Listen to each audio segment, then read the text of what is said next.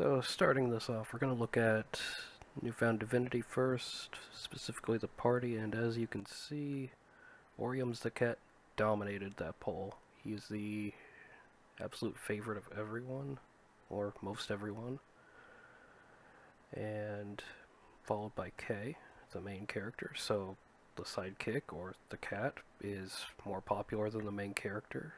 That's kind of funny, but also understandable. Cats are awesome. And one thing I did while tallying these numbers up was I realized I worded the least favorite question kind of awkwardly to where you could interpret first choice as being either most disliked or least disliked. So I ended up, rather than weighing those votes, I ended up weighing them as just one for simplicity's sake. That's on me. I own that. So after Kay, we have Funshaw. She has a pretty good following. Kozan. He also had no negative opinions whatsoever, so everyone from here on out did have some negative votes.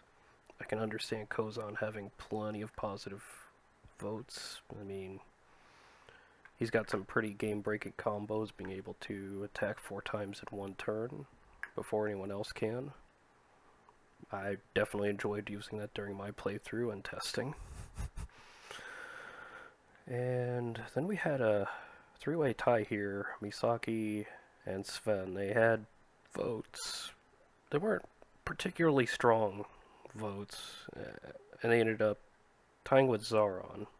And this is interesting. Zaron had no votes for like or dislike.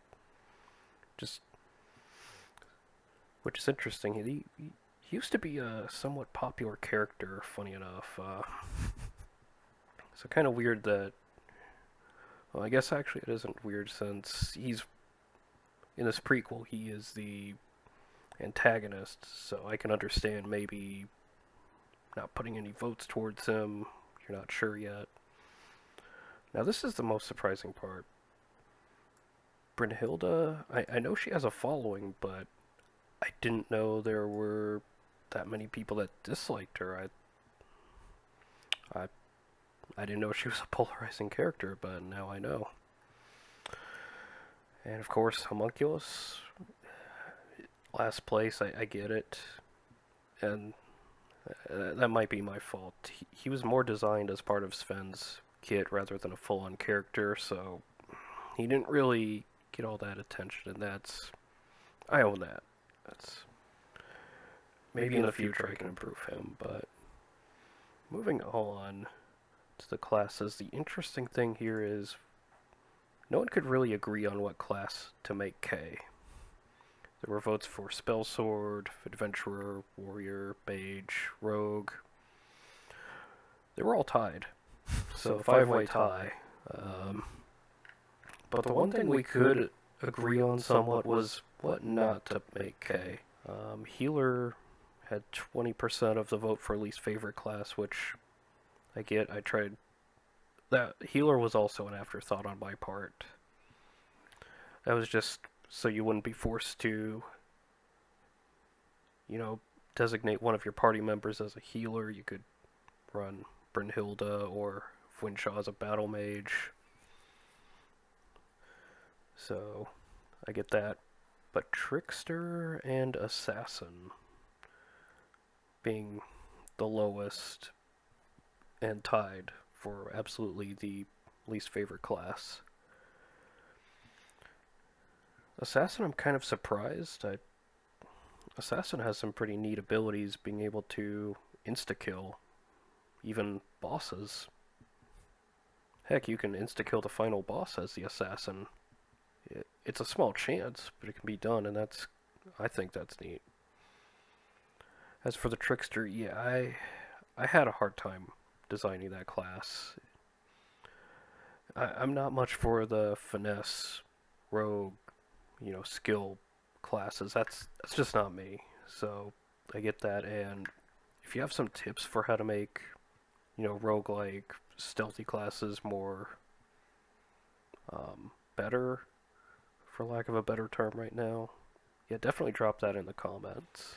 Moving on to K's alignment. So, most everyone, I guess, they wanted to be wholesome or good. The good alignment just absolutely dominated the polls. Santa's going to be visiting your house this year, or has already visited, depending on when this video is released. And then after that, there was a small amount of votes for neutral. So, going back to the good though, it could also be that more players prefer defensive or healing spells because that's what the good alignment gets you. And then neutral was more buff, utility. And interestingly, no one voted for evil, which, come on, who doesn't want to play the bad guy? That's always fun. And evil focusing on just damage, damage, damage. Come on. Okay, I admit it, I usually go neutral in those playthroughs, so... Oops. But, while we might not have agreed on alignment per se, we liked the system for K's alignment, and I'm very thankful. Because I didn't want to do what most games usually do, where you have to go hard one way, or else you're going to be kneecapping yourself if you only go somewhat. And then there's also the possibility of going neutral, but then most games will force you to stay neutral, making you do some really out-of-character things, like making up for good deeds by doing a bunch of bad deeds, like burning an orphanage. Yeah, that's not a good alignment system. So, good to know that I gambled on the alignment system, and my gamble paid off. Now, moving on to feline adventures, so not too many surprises here. Snowball absolutely dominated the polls. However, the other cats got some love too, so I don't feel too bad. Interesting thing about Snowball is this kind of ties into the origin of Feline Adventures. Feline Adventures was actually something DJ Hypergiant dreamed up, and he had this dream, I made it big, getting billions making a RPG about cats.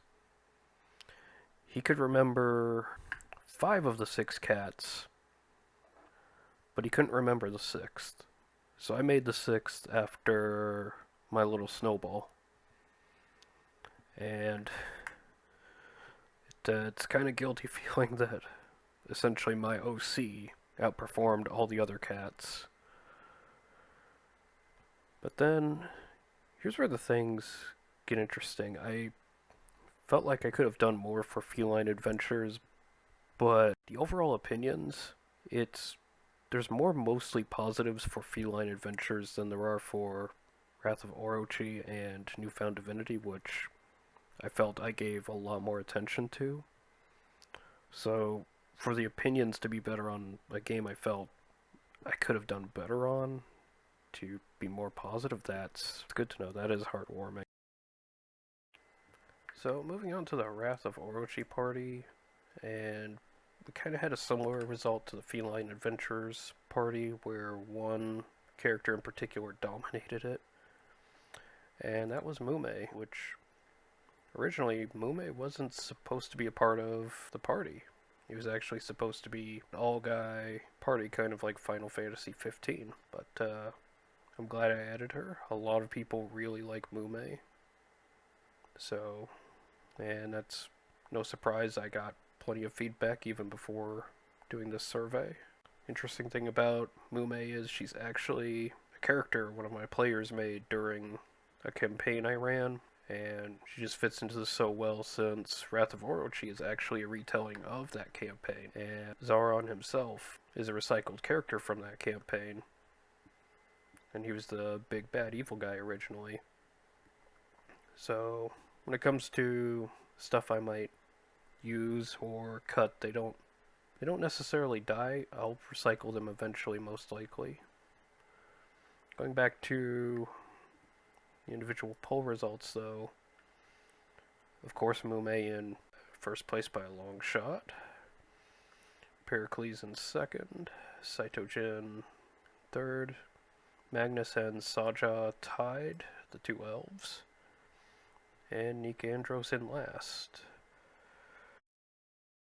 But then moving on to temporary party members that I polled, I don't think these are quite accurate. I think it was bugged. Machias is not in first place. That does not seem right. He should have been dominating that poll. I checked the responses individually. Machias was absolutely 100% dominating. Don't look into it. He was absolutely dominating, I assure you. And interesting thing about the alt party altogether, aside from Freya getting a lot of likes and Freon, her twin brother, not so much. All of them are actually characters from a fictional world I was trying to work on back in high school that eventually I just scrapped. And I've kind of recycled these characters. Freon and Freya were the original main characters. I couldn't decide between if I wanted a lead male or lead female. So, lead twins. And Machias was one of their party members, as well as an OC of mine that I've recycled plenty of times. Again, he is awesome, no questions asked. But overall opinion of Wrath of Orochi, very positive, on par with Newfound Divinity. So hopefully that stays or even gets better over time. I know it's still in progress. But thanks for all those votes. That definitely helps.